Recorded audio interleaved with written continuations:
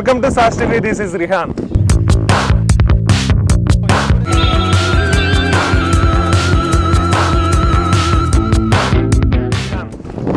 ఏంటో పడవలో వెళ్తున్నారు అనుకుంటున్నారా? ఎస్, నేను ప్రజెంట్ జువల్దీని ఫిషింగ్ హార్బర్లో ఉన్నాను.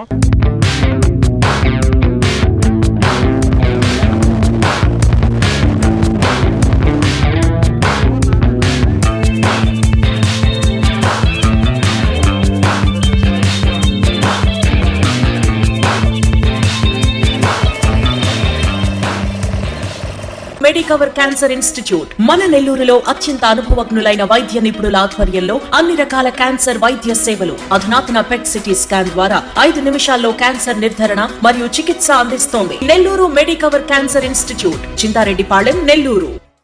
సో అసలు మ్యాటర్ ఏంటంటే ఇక్కడికి ఎందుకు వచ్చానంటే, సో ఇక్కడ ఈ ఫిషింగ్ హార్బర్లో చేపల వేటకి వెళ్ళే మత్స్యకారులు చాలామంది ఉన్నారు. సో వాళ్ళ జీవన విధానం ఏంటి అంటే చాలా వీడియోస్ చూస్తుంటారు, వాళ్ళ జీవన విధానం ఏంటి ఇలా చాలా వీడియోస్ చూస్తుంటారు.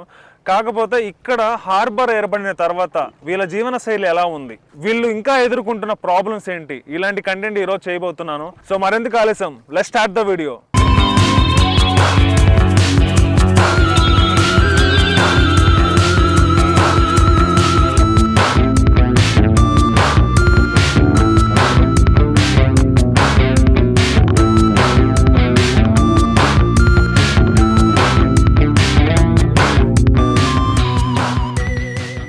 సో ఈ హార్బర్లో బ్యాక్గ్రౌండ్ చూస్తున్నారు కదా, వేటకు వెళ్ళేందుకు చాలామంది సిద్ధంగా ఉన్నారు. అలాగే వేటకి వెళ్ళి వచ్చి ఇక్కడ చేపలు తీస్తున్నారు, అంటే మార్కెట్ విక్రయించేందుకు రెడీగా చేస్తున్నారు.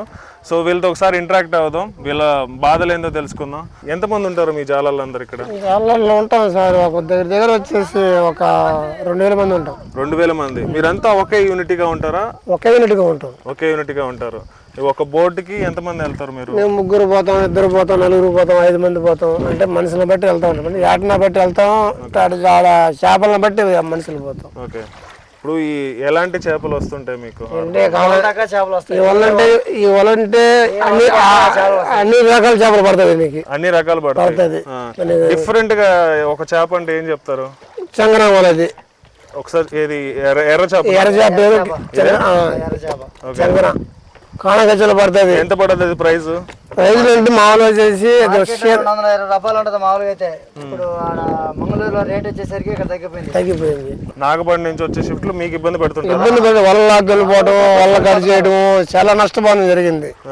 అది ఈ మధ్యలో గొడవలు జరిగింది, వాళ్ళకి మాకు గొడవలు జరిగింది. అయినా కూడా వాళ్ళు వచ్చిపోతూనే ఉన్నారు, ఇప్పుడు కూడా లాగుతూనే ఉన్నారు. మీరంతా మామూలుగా యూనిటీగా ఉండి చేసుకుంటారు కదా. మనం పోయామన్నా, పోతే మన బోట్లు చిన్న బోట్లు, వాళ్ళు పెద్ద బోట్లు. వాళ్ళు వచ్చేసి అంటే వాళ్ళు భయంకరంగా మన పైన వచ్చేస్తున్నారు. వాళ్ళకి వాటి నురుగులుగానే కలిసిపోద్ది ఈ బోట్లు. అది హాస్పిటల్ పెద్ద కదా. పోలీసులు సపోర్ట్ చేస్తున్నారా? పోలీసులు అంటే ఏం పట్టించుకోవట్లేదు. మీరు స్థానిక నాయకులకి తీసుకెళ్తారు? అన్ని చెప్పాను సార్, అన్ని చెప్పినా కూడా దానికి వచ్చేసి పరిష్కారం లేదు. చేసి అయిపోయిందండి. మరి 5-6 సార్లు మీటింగ్ వేసాం, 5-6 సార్లు ఏమని కనీసం 20-30 సార్లు మీటింగ్ వేసాం. ఆయన కూడా దాన్ని ఏం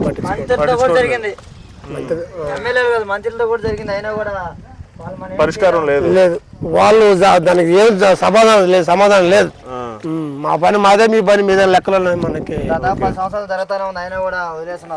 ఈ సంవత్సరం సేవలోనే కనీసం వచ్చేసి ఒక 2-3 లక్షల రూపాయలు వాళ్ళ మాకు లాస్. 2-3 లక్షల పైన లాస్. కోసుకెళ్ళిపోయారు, ముక్కలు కోసుకెళ్ళిపోయారు. ఎన్ని కోసుకుని పోయింది.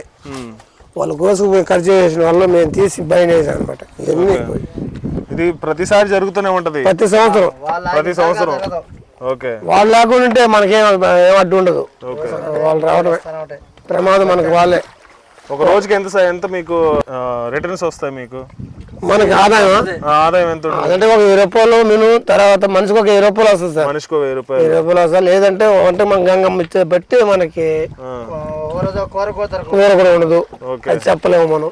వాళ్ళు రాకుండా ఉంటే రోజుకి 500, మనిషికి 500 గెలుతుంది వాళ్ళు రాకుండా ఉంటే.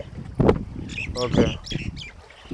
సో మీకు ఈ పెట్టుబడి ఎంత పెడతారు మామూలు మీరు పెట్టుబడి ఉంటుంది దీనికి ఎటువంటి డీజిల్ తీసుకెళ్తాం సార్ మనం బోటు కొనుక్కుంటాం 5-6 లక్షలు పెట్టి కొనుక్కుంటాం మెటీరియల్ మామూలుగా ఒక వేటకి వెళ్ళి రావాలంటే డీజిల్ ఎంత అవుద్ది మీకు అంటే మనము లాంగ్ బట్టి పోతాం మేము అనమాట 2,000 రూపాయలు 15,000 రూపాయలు డీజిల్ పెట్టుకుపోతాం సార్.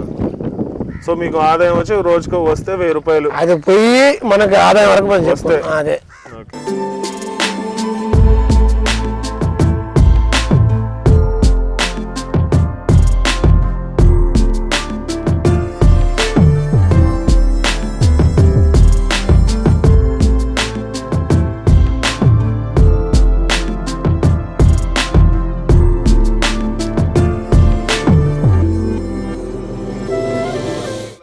ఎవ్రీడే ప్రతిరోజు చేస్తున్నాం చేస్తాం సార్. 2 గంటలకు వెళ్తాము. ఓకే. 2 గంటలకు వెళ్ళి మళ్ళీ 8-9 అవుద్ది, 10 కూడా అవ్వదు. ఎర్లీ మార్నింగ్ ఇప్పుడు వెళ్ళి అంటే నైట్ 10 అవుద్దా? లేదు పొగుల్లే ఇప్పుడు 2 గంటలకు వెళ్తాం. ఓకే. తెల్లారుజాము 2 గంటలకు వెళ్ళి 9 గంటలకి 10 గంటలకి అట్ట వస్తాం. రోజు డైలీ రోజు అట. వేటలో ఎన్ని చేపలు పడతాయన్నా? అది ఎన్ని మనం చెప్పలేము. ఎంత రావచ్చు, తక్కువ ఉండొచ్చు, ఎక్కువ పడవచ్చు. అది ఎంతనే చెప్పలేము అన్నమాట. మీరు ఒక వేటలో అంటే వేటకి వెళ్ళి వచ్చిన తర్వాత ఎన్ని కిలోలు పడతాయి మీకు? గ్యారంటీగా చెప్పలేము. ఒకసారి 10 కిలోలు అక్కడి నుంచి పెంచి. ఓకే. ఒక్కోసారి పడతాయి పడకపోవచ్చు. ఇక్కడ ఈరోజు ఏం లేదు మనకి. అవునా? ఓకే. మాకు చంద్రబాబు నాయుడు సమర్థించాలా. చంద్రబాబు నాయుడు వచ్చి ఆ బోట్లు ఆపాల పూర్తిగా. బోట్లు ఆపితేనే మనం ఇక్కడ యాడ్ చేయగలం. లేకపోతే అలా అక్కడి నుంచి వరుస కూలీ లెక్క పోవాలి మనం. దీన్ని ఆపేసి ఇంకా మన వల్ల 40-50 వేలు లక్ష రూపాయల దాకా వల్ల వేస్తుంది. ఆ వల ఒక తెంపుకెళ్ళిపోయినారంటే 25 వేలు పోద్ది. దీన్ని కట్టుకుంటారా లేకపోతే యాడ్ చేస్తారా?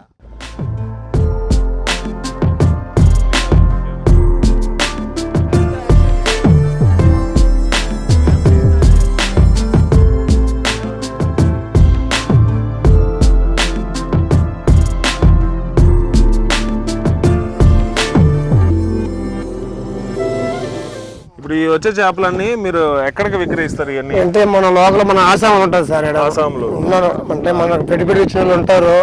వాళ్ళు వచ్చి వేసుకుపోతారు. వాళ్ళు ఏడ పంపిస్తారో మనకు తెలీదు. వాళ్ళకి మీరు కిలో 200 లెక్క 220 లెక్కన అంతే. 200 అక్కడి నుంచి ఎక్స్పోర్ట్ చేసుకుంటారు. ఎక్కడికైనా పంపిస్తారు. ఎక్స్పోర్ట్ చేసుకుంటారు. వాళ్ళు 400-300 లేదే వాళ్ళు ఎవరిని వ్యాపారం చేయలేరు కదా. వాళ్ళ బాధలు వాళ్ళది. ఉల్లిపోని నల్లిపోని మనకి సంబంధం. మీరైతే ఇచ్చేస్తారు, వాళ్ళు ఎక్స్పోర్ట్ చేసుకుంటారు. ఓకే.